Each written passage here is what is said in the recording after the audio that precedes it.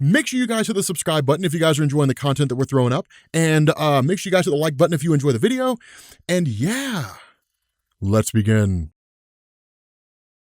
Okay, so getting back into Shazam, this is our DC video for the day. Getting into Shazam Part 3. Again, this really kind of focuses on the Funlands and the introduction of King Kid. Again, one of the things to remember, we talked about that in the first two videos, is that this is basically a continuation of Jeff Johns' Shazam run in the backup feature of Justice League when the New 52 first launched. And where the Shazam family had essentially like gone to the Rock of Eternity, found it empty, and then found basically this giant map of the Magic Lands, this is the first place they visited. Now again, this is world building by Jeff Johns. It's expanding things out. And so King Kid is this kid literally who rules over the Funlands, whereas a place where children who feel kind of cast off or feel like they don't really have a place can essentially go. Now, there is kind of a caveat to this, and we'll get to that more once we go through it, but it's basically kind of a Neverland thing. Now, a little bit of a sidetrack here. I heard this theory once about Peter Pan, that the way Neverland worked is it was actually a place for kids who died. That like whenever they died, Peter Pan would show up and he would whisk them off to Neverland, which is basically heaven, and like they would spend the rest of their lives there, which really kind of flies in the face of everything that was my childhood and totally turns Peter Pan on its head. It's kind of crazy. Like it's kind of messed up. Yeah, like I've heard there's some really dark theories about Peter Pan too. But nonetheless, this is kind of a cool thing because this place is just like a giant, it's a giant amusement park is really what it is. There's like 300 some odd rides here and there's a ton of different things to do. But for the most part, where most of the members of the Shazam family are kind of like rolling on with it and just like, hey, yeah, let's have fun here. Mary Marvel is the one person who doesn't really go on with it. Now, again, Mary Marvel over the years has kind of been depicted as, hey, like kind of the mom of the group, if that makes any sense. You know, where she's kind of the one that makes sure that like everybody kind of does what they're supposed to do and everybody's kind of in check and all that kind of cool stuff. And so she's the one, you know, getting ready to turn 18. She's the one who's kind of like, look, we should probably be asking some questions here. Like we shouldn't just be like rolling with it. Now, in the defense of the Shazam family, and I'm sure like a lot of you guys would agree, if you suddenly found yourself in a place where there was just like nothing but amusement parks and like candy and like soda and all that kind of stuff, I would go with it. I would just be like, okay, so like I'm not leaving here. Like this, because here's the thing, guys, like Funland, it looks like the most fun ever. Like it looks like the most fun you could possibly have. And like I would stay. Like I would just be like, okay, whatever, let's just roll with it. But we kind of get this origin of King Kid. And the idea behind this was that he was basically a kid who had like really cruel parents and essentially just like ran for his life one day after his father was like abusing him and basically kind of like stumbled over a tree trunk and then fell into this place where it was just like this giant empty land where like some of the rivers tasted like milk. Now here's the funny thing about this is that unlike Billy Batson, you know, who was like whisked away by the wizard Shazam and then given the whole thing, basically told about like the nature of the powers and so on and so forth, and then told when he shouts his namesake that he'll basically have like all these different abilities. Instead, like King Kid just showed up there. But the funny thing about it is that it seems like because he was the first occupant, he's basically the one whereby the lands basically do whatever it is that he wants them to do. And so essentially like he wished, like he just kind of imagined that there would be a carousel and suddenly there was one that was there. And as time progressed, all these different kids kept showing up. Now, when I say time progressed, I mean in a matter of hours, these kids just kind of started showing up here. So it was kind of an interesting scenario where like all it took was one person to kind of imagine gaining access to it, and then suddenly everybody was able to like go on board with it. Now, the cool thing about this is that what King Kid and really what like Mary Marvel and the other members basically say is like with all these different lands, these different territories, it really kind of seems to be like a hands-off situation, right? Like the Funlands are isolated from like the wild lands or like the game lands or anything like that. You know, it's almost kind of like Secret Wars from 2015 where they're all basically cut off and separated from one another. So it's almost like a little like a miniature multiverse inside an existing universe. It's kind of cool. You know, it's pretty cool to see it unfold. But that's one of the big things that kind of goes on is because when Billy Batson and then basically say, well, hey man, it's been fun, but it's kind of time for us to go, King Kid begins asking questions like, well, why would you want to leave? Which really kind of indicates the fact that like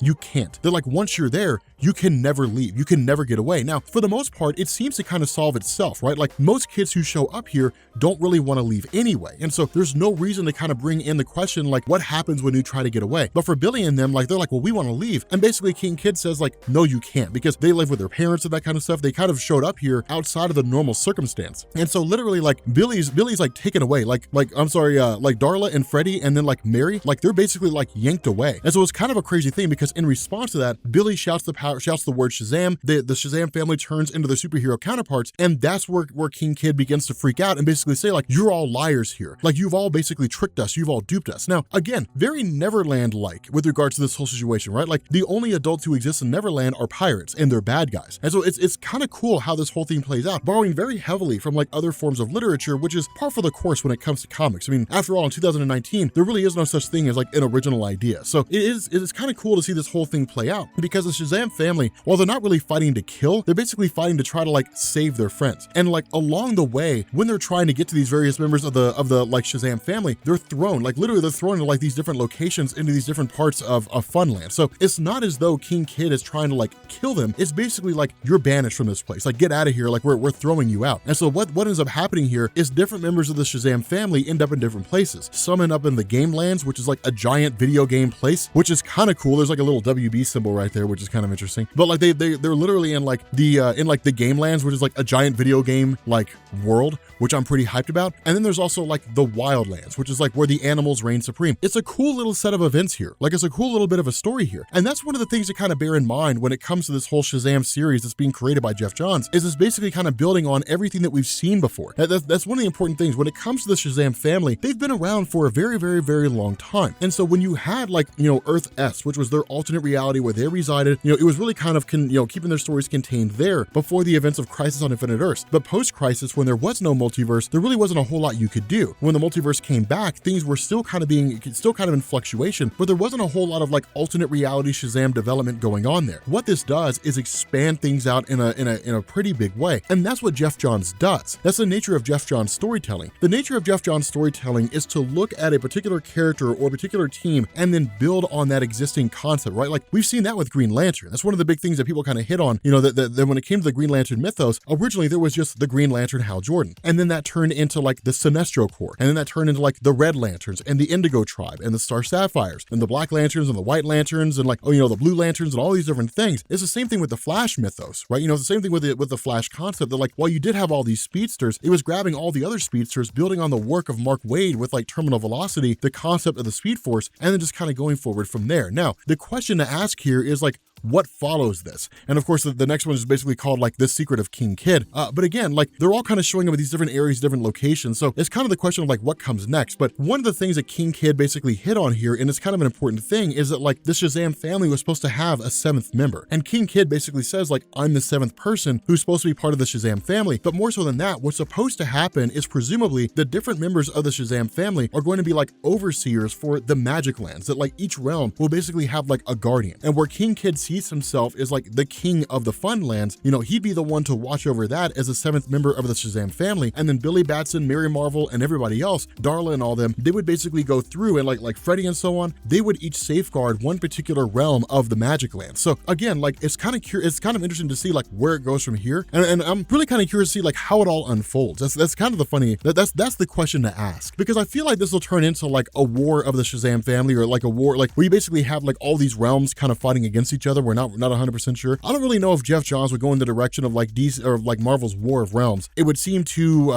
extreme. But again, like in reality, none of these worlds really seem ominous. And that's what kind of makes it cool, is because the Shazam title, by and large, while it has had a history of like some darker stories, right? Like the Power of Shazam run, where it has had like the other Shazam stories over the years, which were kind of darker, especially when it came to like Dr. Savannah. What Geoff Johns really kind of seems to be doing is building the Shazam mythos as if it's more based, really more rooted for like attraction to children, which is to say like kids can dig it as opposed to like adults. It's kind of cool because I mean, like as an adult, like I still like it. Like I think it's kind of cool. You kind of get the best of both worlds, but it doesn't really seem like they're going to end up in a realm where like people are being like massacred or anything like that. Like I don't think it's going to be that dark.